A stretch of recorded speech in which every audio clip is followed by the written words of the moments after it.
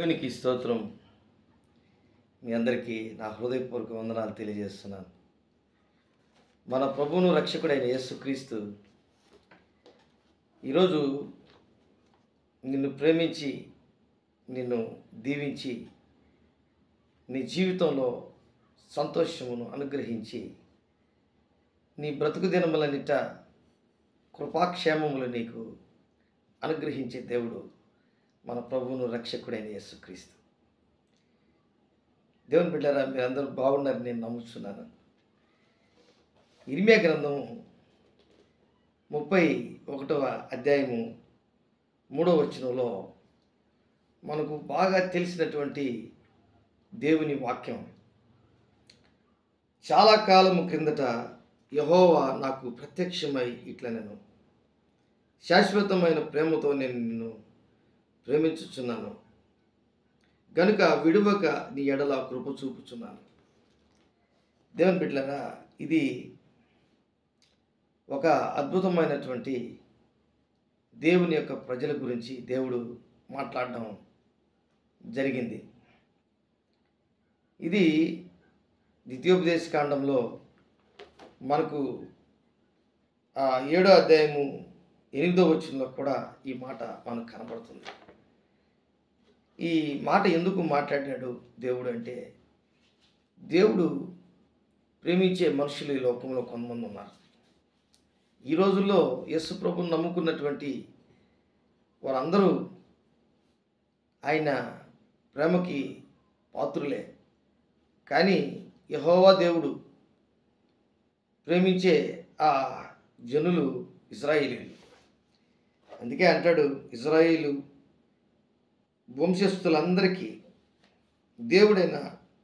దేవుడినై ఉందును, వారు నాకు ప్రజలై ఉందరు అని చెప్పినటువంటి మాట ఇర్మియా గ్రంథం 31వ అధ్యాయం 1వ వచనంలో చెప్పినటువంటి మాట. కాబట్టి ఈరోజు నీవు ఒక ఆలోచనలోకి రావాలి. అంటే దేవుణ్ణి ప్రేమించే వారికి, అనగా ఆయన సంకల్పము చొప్పున పిలువబడిన వారికి మేలు కలిగిటికి సమస్తము సమకూడి జరుగునని దేవుని మనం ఎరుగుదమని దేవుని వాక్యం రోమా 8:28లో చెప్పబడినట్లుగాను, అలాగే జాన్ 3:16 దేవుడు లోకమును ఎంతో ప్రేమించను అని చెప్పినట్లుగాను, అలాగే దేవుడు ఇక్కడ యెహోవా దేవుడు ఇశ్రాయేలీయుల గురించి చెప్తున్నాడు. ఎందుకు చెప్తున్నాడంటే, వారు 400 సంవత్సరాల కంటే ఎక్కువగా బానిస బ్రతుకుల నుంచి దేవుడే వారిని విడిపించి అబ్రహాము, ఇస్సాకు, యాకోబులతో చేసిన ప్రమాణాన్ని నెరవేర్చాడు. అలాగే ఈరోజు నీ జీవితంలో, నా జీవితంలో, మనందరి జీవితాల్లో యేసుక్రీస్తుని మనము అంగీకరించినట్లయితే దేవునితో సంబంధం కలిగి జీవించే వ్యక్తిగా ఈ లోకంలో ఉంటే, యోహాను సువార్త 16వ అధ్యాయం ఒక అద్భుతమైనటువంటి మాట 27లో, మీరు నన్ను ప్రేమించి నేను దేవుని యొద్ద నుండి బయలుదేరి వచ్చితనని నమ్మితిరి గనుక తండ్రి తానే మిమ్మును ప్రేమించుచున్నాడు. అంటే తండ్రి, కుమార, పరిశుద్ధాత్మ త్రియేక దేవుడు నిన్ను ప్రేమించాలంటే, నన్ను ప్రేమించాలంటే మనం చేయాల్సిన పని ఏంటంటే యేసయ్యని ప్రేమించాలి. ఎంత గొప్ప విషయం! అందుకే యేసు ప్రభు ప్రేమ ఎలాంటిదంటే అగాపే ప్రేమ. ఆయన నువ్వు పడినటువంటి దగ్గరికి ఆ ప్రేమ వెతుక్కుంటూ నీ దగ్గరకు వస్తుంది. నీవు జారిపోయి, దిగజారిపోయి, అనగారిపోయి భయంకరమైనటువంటి పరిస్థితుల్లో, లేవలేనటువంటి పరిస్థితుల్లో ఉన్నటువంటి ప్రేమ యేసుక్రీస్తు మూలముగా తండ్రి, కుమార, పరిశుద్ధాత్మ త్రియేక రూపంలో నీ దగ్గరకు వచ్చి నిన్ను పలకరిస్తుంది. ఎంత గొప్ప విషయం! సులేమును కోనేటి దగ్గర 38 సంవత్సరాల నుంచి పడినటువంటి ఒక వ్యక్తి దగ్గరికి యేసు ప్రభు వచ్చి, నీవు స్వస్థపడగోరుచున్నావా అని అడిగినప్పుడు వాడు అంటాడు, అవును స్వస్థపడగోరుచున్నాను ప్రభువా, కానీ నన్ను ఎవరైనా ఈ కోనేటిలో దించి నేను బాగుపడుతున్నాను అనుకొని దించినట్లయితే బాగానే ఉంది. నేను ఒకవేళ దించినా కానీ నాకంటే ముందు ఎవరైనా వెళ్ళి అక్కడ బాగుపడిపోతున్నారు అలాగా 38 ఇయర్స్, 38 సంవత్సరాల నిరీక్షణ. దేవుని ప్రేమ ఎలాగుంటుందంటే నడవలేడు, లేయలేడు, దిగలేడు, బాగు కాలేడు అని తెలుసుకొని ఆయన దగ్గరికే వచ్చాడు. దేవుని బిడ్డలారా, నీ దగ్గర కూడా అలాగే వస్తాడు. నిన్ను ప్రేమిస్తాడు ఆయన. అందుకే ఇజ్రాయేలీయులు లేవలేనటువంటి పరిస్థితిలో, కృంగిపోయినటువంటి పరిస్థితిలో, ఐగుప్తులో ఉన్నటువంటి ఆ పరిస్థితిలో ఆ ద్వితీయోపదేశకాండము అంటాడు 7వ అధ్యాయము లో 8వ వచనంలో, అయితే యెహోవా మిమ్మును ప్రేమించువాడు గనుక, అయితే యెహోవా మిమ్మును ప్రేమించువాడు గనుక తాను మీ తండ్రులకు చేసిన ప్రమాణమును నెరవేర్చువాడు గనుక యెహోవా బాహుబలము చేత మిమ్మును రప్పించి దాసుల గృహములో నుండి ఐగుప్తు రాజైన ఫరో చేతిలో నుండి మిమ్మును విడిపించెను.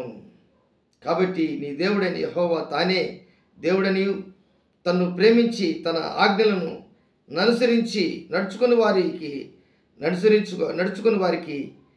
తల్లి, అనుసరించి నడుచుకుని వారికి తన నిబంధనను స్థిరపరచువాడును, 1000 తరముల వరకు కృపచూపువాడును, నమ్మదగిన దేవుడును ఆయన నయను.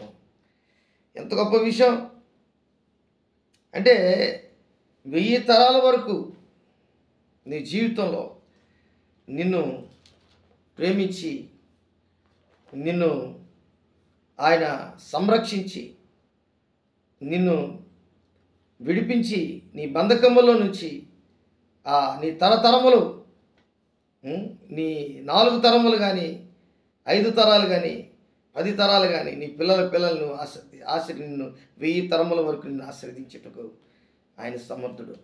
దేవుని బిడ్డలారా, నీవు ఆయన ప్రేమను అర్థం చేసుకుంటున్నావా? అందుకే ఇర్మియా గ్రంథంలో ఇజ్రాయేలుతో మాట్లాడుతున్నాడు.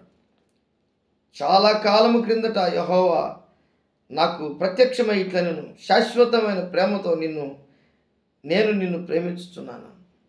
ఎంత గొప్ప విషయం. కాబట్టి గనుక విడువక నీ ఎడల ఆ కృప చూపుచున్నాను. ఈరోజు ఆ కృపకి పాత్రురాలుగా ఉండాలని ఆశపడుతున్నావా? నీ జీవితంలో ఆ ప్రేమను అర్థం చేసుకొని జీవించాలని అనుకుంటున్నావా? ఆ ప్రేమకి ఇష్టమైన రీతిలో నువ్వు ఆ దేవునికి ఇష్టమైన రీతిలో ఆ ప్రేమను రిసీవ్ చేసుకునే శక్తి నీకుందా? ఈరోజు నుంచి నిన్ను పరిశీలించుకో. 146వ కీర్తనలో అంటాడు, యెహోవా గుడ్డివారి కన్నులను తెరవజేయువాడు, యెహోవా కృంగిన వారిని లేవనెత్తువాడు, యెహోవా నీతిమంతులను ప్రేమించువాడు. చూడండి, నీతిమంతులను ప్రేమిస్తాడంట, గుడ్డివారినేమో కన్నులు తెరవజేస్తాడంట, కృంగిన వారినేమో లేవనెత్తుతాడు. ఇక్కడ మరలా యెహోవా పరదేశులను కాపాడువాడు అంటాడు. ఆయన తండ్రి లేని వారిని, విధవరాలను ఆదరించువాడు, కానీ నీతిమంతులను మాత్రం ప్రేమిస్తాడు. ఎంత గొప్ప విషయం. కాబట్టి నోహ జీవితంలో ఈ తరం వారిలో నీవే నా ఎదుట నీతిమంతుడుగా అగుపడితే కనుక నీవును నీ ఇంటి వారిను ఓడలోకి ప్రవేశించండి. అదే ప్రేమించడం అంటే. నిబంధన చేసుకున్నాడు నోహతో, ఒక ఇంద్రధనస్సు లేక రెయిన్బో అక్కడ కలగజేసి ఆయన దేవుని యొక్క ఉన్నతమైనటువంటి చిహ్నం, అది దేవుని యొక్క నిబంధన చేసుకున్నాడు. కాబట్టి ఈరోజు దేవుని బిడ్డలారా, నీతో కూడా ఆ ప్రేమ నిబంధన చేసుకుంటున్నాడు. ఈరోజు నువ్వు ఎలాగా ఆయన్ని ప్రేమించాలి, ఎలాగా దేవునితో ఉండాలి, ఎలాగా ఆయనతో నువ్వు నడవాలి, ఎలాగా నీ జీవితంలో ఆయన ప్రేమకి పాత్రుడుగా ఉండాలి. రోమీయులకు రాసిన పత్రికలో ఒక మాట చెప్పి నేను మిమ్మల్ని ముందుకు నడిపిస్తాను. చూడండి, అయితే దేవుడు మన ఎడల తన ప్రేమను వెల్లడిపరుచున్నాడు. ఈ మాట మన జీవితంలో ఎంతో గొప్పగా ఉంటుంది. ఎందుకంటే ఎవరు వెల్లడిపరుస్తాడు ప్రేమని? ప్రేమించేవాడే వెల్లడిపరుస్తాడు. ప్రేమించేవారే ఆ ప్రేమను తెలియపరుస్తాడు. అదేవిధంగా ఒక ఆధ్యాత్మికమైనటువంటి స్థితిలో మనం దేవుణ్ణి ఎరిగిన వారంగా మనం ఉన్నప్పుడు యేసు ప్రభు అంటాడు, ఈ లోకంలో ఉన్నటువంటి బిడ్డలందరి కొరకు అపోస్తలుడైన పౌలుకి దేవుడు ఇచ్చిన ప్రత్యక్షతలో, అయితే దేవుడు మన ఎడల తన ప్రేమను వెల్లడిపరుచున్నాడు. ఎట్లనగా మనమింకను పాపులమై ఉండగానే క్రీస్తు మన కొరకు చనిపోయినాం. కాబట్టి నీ కొరకు చనిపోయి ఆయన రక్తమిచ్చి నిన్ను కొన్నాడు. ఆయన ప్రేమ, అగాపె ప్రేమ, లోతు, వెడల్పు, ఎత్తు నువ్వు కనుగొనాలి, తెలుసుకోవాలి.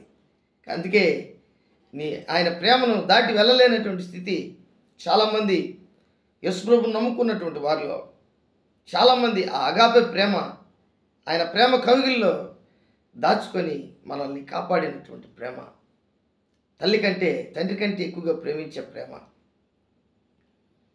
భర్త కంటే భార్య కంటే ఎక్కువగా ప్రేమించే ప్రేమ, బిడ్డల కంటే ఎక్కువగా ప్రేమించే ప్రేమ, మిన్నైన ప్రేమ దేవుని ప్రేమ, పరలోకము నుంచి దిగి వచ్చిన ప్రేమాస్వరూపి, ప్రేమామయుడు. ఆయన ప్రేమాస్వరూపి, అయిన దేవుడు ప్రేమాస్వరూపి ఉన్నాడు. కాబట్టి యోహాను భక్తుడు అంటాడు, ఆయన పద్మస్ దీపమందు పరవశుడైనప్పుడు ఆయనకి దేవుని ప్రేమ అర్థమైంది. ప్రకటన గ్రంథం రాశాడు. దానికి ముందుగా ఆయన దేవుని ప్రేమని అర్థం చేసుకొని ఆయన అంటాడు, దేవుడు ప్రేమాస్వరూపి అంటున్నాడు. దేవునికి స్తోత్రం. ఏమంట దేవుడైన యేసుక్రీస్తు ప్రభుల వారు ఏమైనాడంటే ప్రేమాస్వరూపి అన్నాడు. దేవునికి స్తోత్రం. ఈరోజు ఆ ప్రేమను అర్థం చేసుకున్నటువంటి దేవుని బిడ్డగా జీవించాలని ఎప్పుడైతే నువ్వు అర్థం చేసుకుంటావో అప్పుడే దేవుడు ఉన్నతమైనటువంటి స్థితిని నీకు కలిగిస్తాడు. కాబట్టి ఈరోజు నీ జీవితంలో ఏ స్థితిలో నువ్వు ఉన్నావు, ఏ విధముగా దేవునికి ఇష్టమైన రీతిలో జీవించాలని ఆశపడుతున్నావు. శాశ్వతమైన ప్రేమతో ఇజ్రాయేలును ప్రేమించాడు, నేటి వరకు కూడా ప్రేమిస్తూనే ఉన్నాడు. యేసు ప్రభువును నమ్ముకున్నటువంటి వారందరూ కూడా ఆయన ప్రేమలో నేను ఉన్నాం, ఏరుపారి ఉన్నాం. యోహాను సువార్త 15వ అధ్యాయంలో అంటాడు, నా ప్రేమ యందు నిలిచి ఉండండి. దేవుడి వాక్యాన్ని దీవించి ఆశీర్వదించునుగాక. ఆమేన్. ప్రేమ నమ్మకం కలిగినటువంటి నా యేసయ్య కుడి వచ్చినటువంటి బిడ్డలందరినీ మీ చేతులకు అప్పగిస్తున్నాను. ఈ వీడియో చూస్తున్నటువంటి బిడ్డలను మీరు దీవించి ఆశీర్వదించమని నజరేయుడైన యేసు నామములో అడిగి వేడుకుంటున్నాను తండ్రి. ఆమేన్. ఆమేన్.